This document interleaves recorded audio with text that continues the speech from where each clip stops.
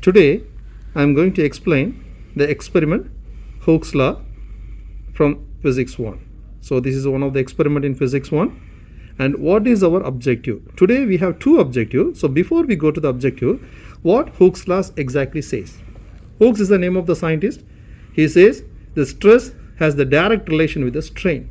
What is stress? The stress is nothing but force per unit area, and the strain is nothing but change in shape by the original shape, or change in the shape by original shape. That means after you substitute the mass, what will happen to the shape? The strain has no unit, but the stress has the unit, because I told you force per unit area, unit is nothing but Newton per meter square. So let's we just come for our objective. We have two objectives. In the first objective, we are going to find the spring constant. My dear, we already studied this formula in chapter number 7 of physics 1. F, which is equal to negative of k multiplied by x, and here I just written here, you can just have a look here, F, which is equal to negative of k x naught, where k is the spring constant.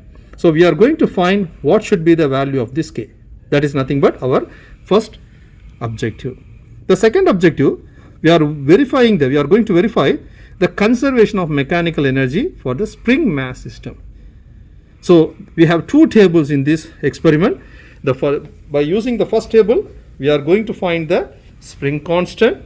By using the second table, we are going to verify the principle of the mechanical energy for the spring mass system. Clear? So let's we just come for our apparatus. It's one of the smallest size apparatus. So what are the things we have? My dear, we are going to use a spring, and here the spring is attached with one disc like structure. It has the thickness, top layer and the bottom layer, and here we fixed one hook. And if you just have a look here, we have the ruler. So what is our first step? Once you fix this spring, you have to set the top layer of this orange colored disc to 0. If you just have a look here, I already set to 0, the top layer to 0. Clear? And now what you are going to do, we have different masses. Just to see this table, we have 10, 20, 30, 40 different masses are here. So what we have to do, we are going to take the 10 grams, and I am going to suspend these 10 grams in this hook.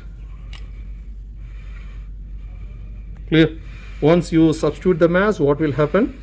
The spring gets elongated. The spring gets elongated. Initially, if you just have a look, initially our spring position is 0. Now you can see after you substitute the mass, what happened because of the gravity, what happens exactly? Our disc comes down. That means the spring elongates, the spring extended. So what should be the value? Just a minute, I will just have a look of this reading, and then I will let you know. Is exactly 1.3. Is exactly 1.3.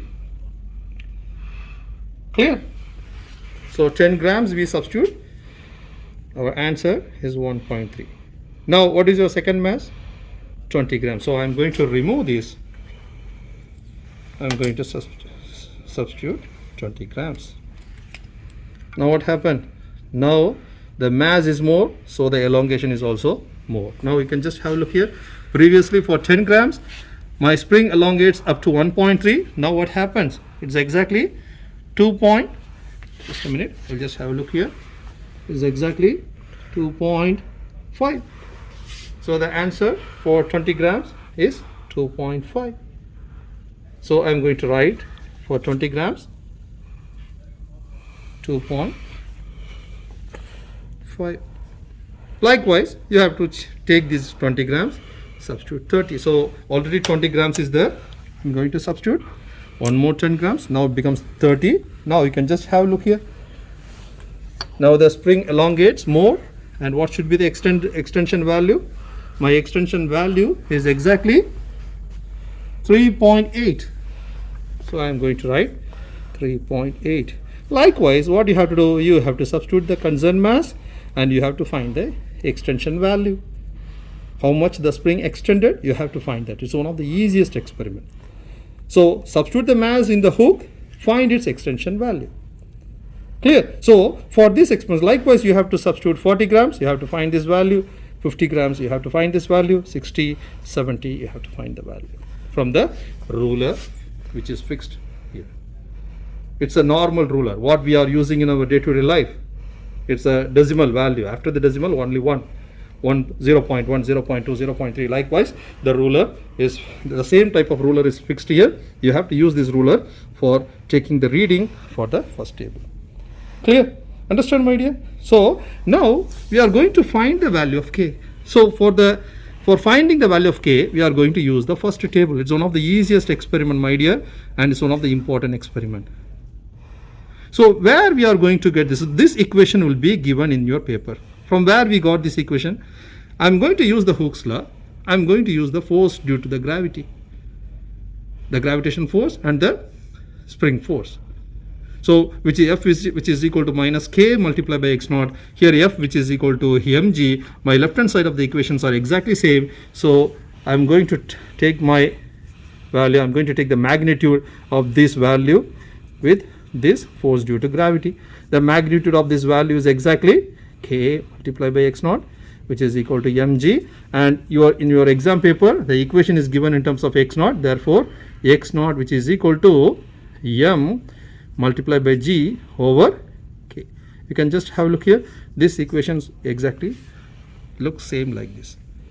So by using this equation, we are going to find the value of spring constant k. So how you can rearrange? I'm going to take this k, I'm going to move this k to the left hand side of the numerator. So your equation become k which is equal to g multiplied by m over x naught. And g is the force, the acceleration due to gravity, 9.81, and the mass over x naught you are going to get from the graph. So after you fill this table, for what you are going to draw the graph, you are going to draw the graph for, you can just see here, we are going to draw the graph for x naught versus mass. That means this value is in your y-axis, this mass value should be in the x-axis. Clear? So how your graph will looks, you can just have a look here. I'm going to take my x naught in y-axis, and the unit for x naught, here we measured everything in terms of centimeter, take as it is centimeter, and the mass unit is in terms of gram. So I'm going to take mass in terms of gram. And by using the first value table, the first table values, by using the values in the first table, you have to fix the points in the graph paper. So your graph will comes like this. Connect the points with a straight line by using your ruler. Choose any 2 points on the line, and you know this is your x1 value, this one is your x2 value, this one is your y1, this one is your y2. Now you know the slope formula. Slope which is equal to y2 minus y1 over x2 minus x1. In y-axis we took the x naught value, and in x-axis we took the mass, and the slope answer you will get in terms of centimeter over gram, and you have to convert the centimeter to meter, you have to convert this gram to kilogram. Finally you have to give the slope unit, slope answer in terms of meter per kilogram. Clear? Clear, my dear? Because we draw the graph in terms of centimeter per gram, so we have to convert that centimeter to meter, we have to convert this gram to kilogram. Once you find this, we have to go back to the main equation. I told you this is our main equation, and what is our slope? Our slope answer is exactly equal to x over m, x naught over m. But if you just look here m over x naught, that means it is nothing but inverse of the slope. So if you want to find the answer for the first objective, k which is equal to g multiplied by 1 over slope. And g value is 9.81, and the slope value you get from the graph, take the value, substitute here, and get the answer for the slope, for the spring constant. Clear, my dear? Understand? So in such a way, and don't forget to write the unit also. Clear? So here by using this way, in this way you have to fill the table. With the help of this table value you have to draw the graph. From the graph you have to take the slope and substitute the value in this equation, get the answer. That is the answer for the first objective. Clear?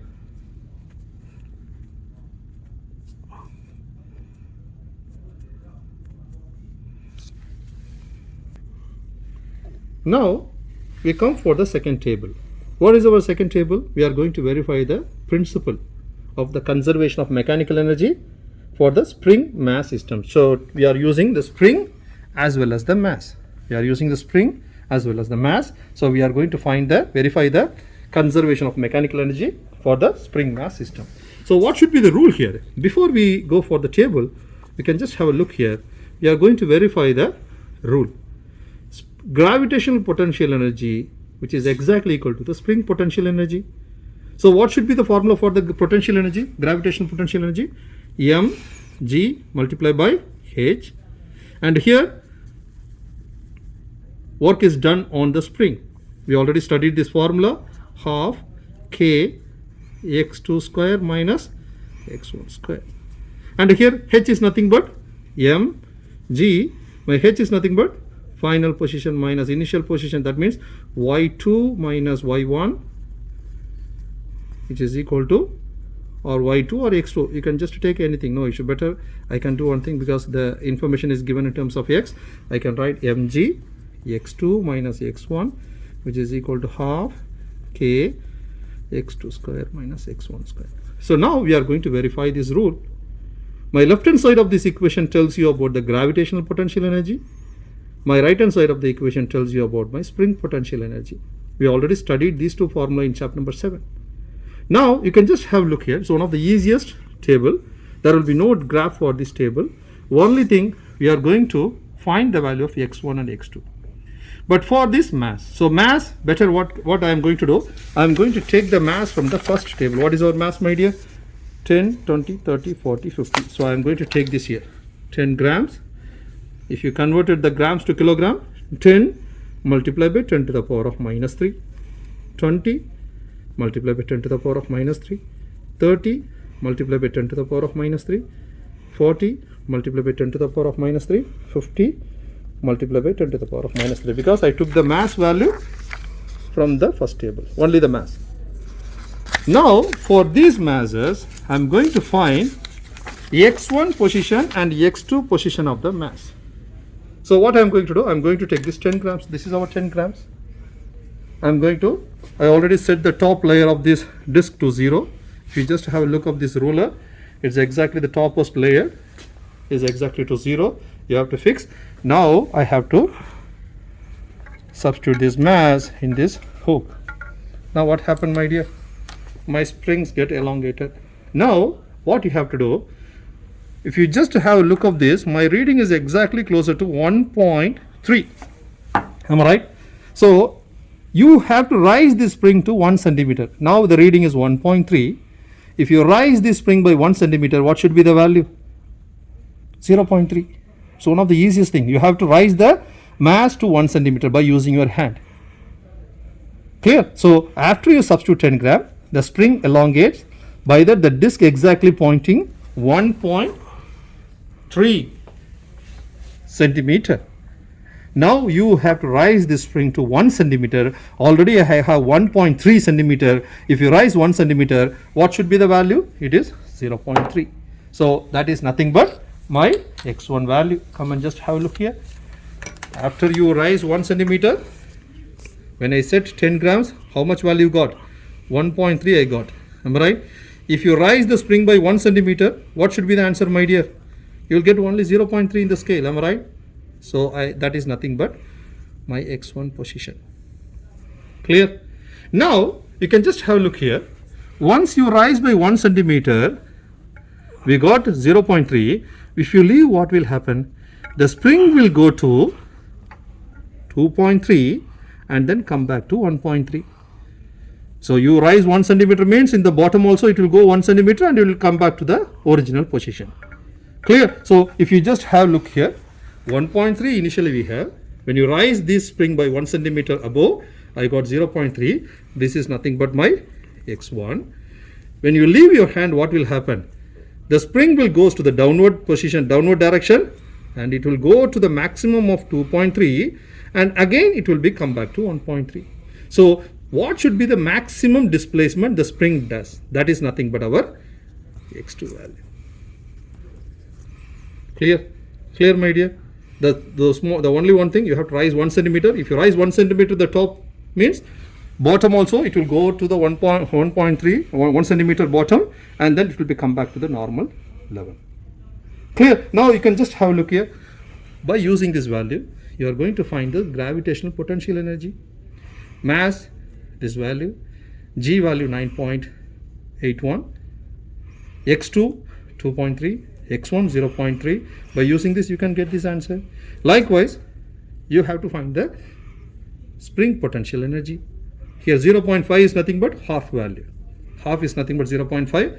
And here K, the most important thing. If you want to fill this table, my dear, the most important thing, you have to find the K value from the first table. You have to take this K, you have to substitute this K value here. So 0.5 multiplied by the spring constant value, X2 is here, X1 is here, you will get one answer. Now after you finish these things, this value must be closer to this value. That's what we gave the error percentage formula. By using this one and this one, when you substitute this value in the given formula, your error percentage must be between 0 to 20%. Clear? For sure it will come 0 to 20%. If you do it properly, your answer will be less than 10% of error. So what should be the main thing here? You have to substitute the mass in the hook. You have to see the initial value. For example, once you substitute 10 grams, initially my value is 1.3. Now if you rise 1 centimeter, it becomes 0.3. If you leave, what will happen? Because of the gravity, it will go to the 2.3 and then come back to 1.3. Clear, my dear? That is the value. Clear? So in such a way, after you finish this 10 gram, you have to substitute 20 grams.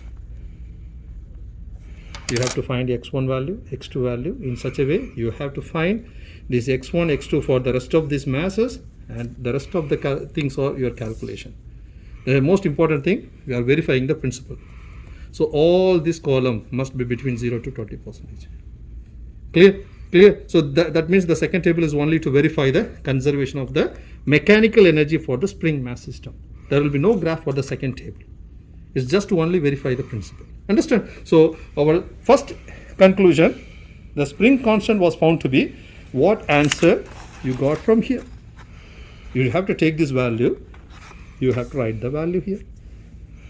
And second, you are verifying the principle, am I right? So go back to your objective, just have a look of your statement to verify the how you can write the second conclusion. The conservation of the mechanical energy for the spring mass system is verified. That's it.